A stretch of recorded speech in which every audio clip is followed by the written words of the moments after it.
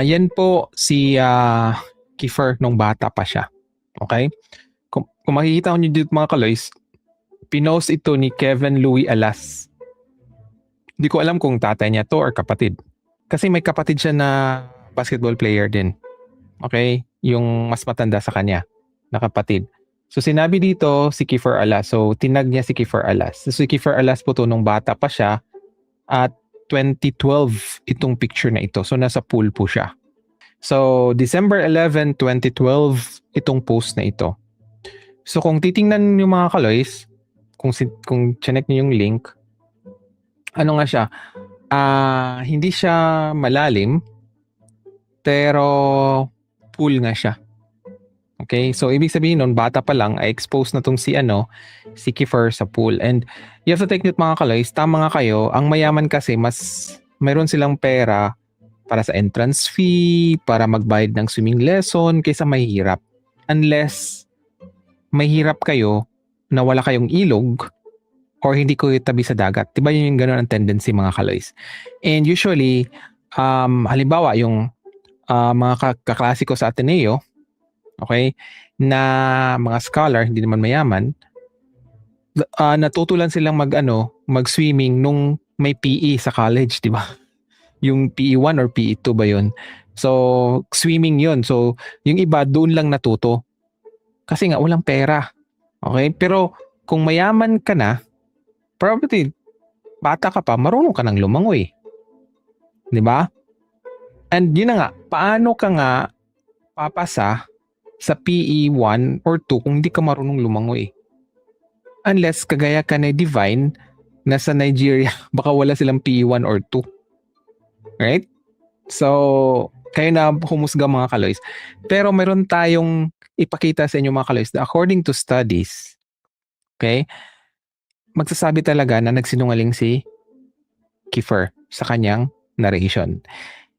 And dito sa interview mga kaloys, makikita mo rin na hindi nagme-make sense na sinabi ni Kiefer hindi daw siya marunong lumangoy dito sa interview na to, pero siya ang nag-save kay Sam. Kasi binalik ko ulit mga kaloys yung interview na to. Hindi siya marunong lumangoy.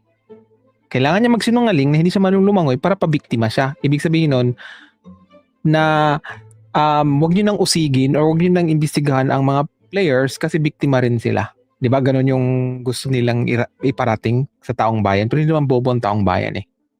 Right? So, dito mga kaloys, pakinggan natin to. Itong portion na ito. Kung talagang matatawa ka talaga. Right? So, ito. Hard again po. Then, I heard Keith calling out for me.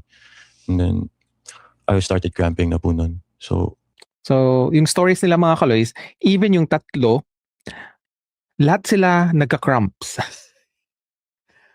Imagine mga kaloys what's the probability na ganun ang story nila? 'Di ba? Actually, hindi ko pa na-compile mga kaloys yung sinabi ni Ian pareho kay Kiefer.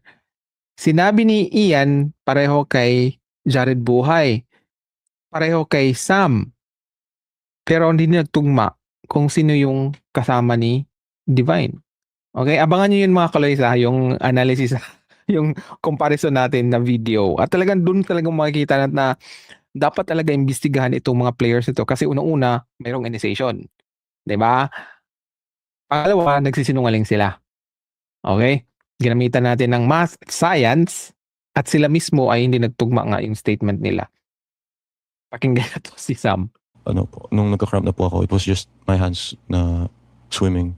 Tapos, nung parang narinig ko na po si Keith, dinry ko po apakan yung floor. See? Yung mga kaloys, Ian, sinabi niya, si Ian, yung nakakita kay Rene na sumisigaw daw sa likod, di ba? Ay hindi daw siya marunong lumangoy.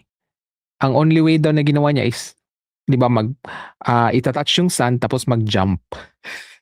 Ang daming doon, nag-react, di ba? Hindi ka marunong lumangoy tapos gusto mong malunod para mag-jump. Hindi nga nagme-make sense. Okay? Baka kung gawin ng movie yung sinabi ni Ian ay talagang magtatawanan yung tao. Kasi hindi nga nagme-make sense yun. Okay?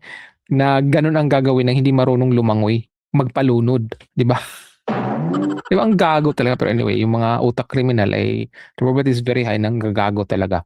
So, ito mga kaloys, si Sam, okay, na-save ni Kiefer na hindi marunong lumangoy. Dito sa interview sinabi ni Kiefer hindi daw siya marunong lumangoy. Pero siya nakasave kay Sam na marunong lumangoy. 'Di ba? Si Rene marunong lumangoy, nalunod. Si Ian na nasa harap ni Rene na hindi marunong lumangoy, nag-jump lang sa sand, 'di ba? Nabuhay. Right? Nung time na po yun, nakaapak na po ako sa floor. Tapos Keith went into the water, dragging me. Then a huge wave hit po and then we went under the wave. So nung pagtapos na po nun, Keith was able to drag me out of the water po. So, si Kif ang nakasave sa kanya mga kaloys. Yung hindi marunong lumangoy. Grinab daw siya. Okay? Naniwala ba kayo mga kaloys? Halata talaga na, di ba, nagsisinungaling. We were like naka-occupy kami tapos we were paddling together po para it's like less energy din po. So, nagpaddling daw sila together, less energy. Di ba mga kaloys, ang tendency kasi, ang hindi marunong lumangoy, nagpapanik na yan. Hindi na alam ang gagawin. Tapos nakipaddle pa siya. Ako, naranasan ko yung mga kaloys, may gusto kong sagipin. Okay? Kaya lang, yun na nga, parang malulunod ka kasi kakapit siya sa'yo eh. Parang ipupush ka niya sa ilalim. Kasi para makahinga siya. Ganun ang tendency. Nagpapanik. Di ba? Pero yun na nga, sila ay nagpapaddling. Di ba? So sinabi niya dito, hindi na siya marunong lumangoy. Okay? We should have done that lang from the start lang. Okay. Yung Keith, sa'yo naman, by this Yeah, ito si Kifa, yung narration niya. Okay? third wave, what happened to you? Ako po, I was here. Then it was like us four plus Malcolm that kept on getting dragged out po talaga. Okay. Tapos me, JM and Divine, parang we were all depending on EJ kasi alam namin magaling siya mag-swimming. So I was on the shoulder, Divine was on the shoulder, then si JM nasa harap niya. Eh, ang hirap nun kasi I was so Dala deep. niya lahat kayo. For like a solid 20 seconds po yun. Tapos Merong times may alam pa niya yung mga ilang seconds. It's the same with Ian. Yung sa narration ni Ian, may seconds din. Ano, pareho ba sila nag-count ng second? 1, 2, 3, 4. Ganon? 5. Diba? Ganon ba ang nila or because of the script? Diba? What's the probability na magkapareho yung experience nila? Lahat nagka-cramp, diba? Kinakount yung second, 1, 2, 3, 4. Oh, yan. Ano na? Diba? Stand na. I need to jump. Ganon? Diba? Okay. tinulak na lang kami ni EJ closer to the shore. Pero it worked for a bit. Then it just kept on bringing me and JM back. Kami ni JM. Yung portion na yun mga kaloys, it's the same statement yung team captain nila, si Jared Buhay. Okay? If yung script ay binigay sa kanila, di ba? Tapos walang, ito yung sasabihin mo or ganun. Di ba? Magkapareho talaga yun silang sabihin kasi pareho ng script eh. Di ba? Pero hoy, ang role mo is si Pedro, bakit binasa mo yung kay Juan? Parang ang dating mga kaloys. Abangan nyo, okay? Yung video, okay? Tabi-tabi ko mga kaloys.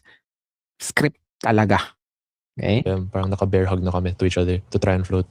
Kaso Hindi siya marunong lumangoy, pero nag-bear hug pa daw sila. Ganon. Di ba? What's the probability na ganon ang mangyayari sa hindi marunong lumangoy na nagpapanik? it wasn't working. We just went down and down and down. And parang we were Parang under, hinihigop kayo pababa. It's like the water was just sucking you under. parang ganun po. Okay. So, inihila daw sila pababa. Okay? So, ganun daw nangyari. So, anong nangyari? Parang we were under for like a solid around more than 10 seconds po. We just let go of each other. Tapos nung I went up for some air, parang JM was here. Tapos ako, I went like to the right side po. Yeah. Then, I was like so far from everybody. Like, I was like all the way here po. And then you swallowed water also. Lahat kayo. Yes po. Yung when we were done, See, lahat sila nakaswallow ng water. Okay? Sa narration nila, si Ian, si Sam, siya. So if they are reading the same script, malamang yun talaga ang tumatak sa kanilang utak.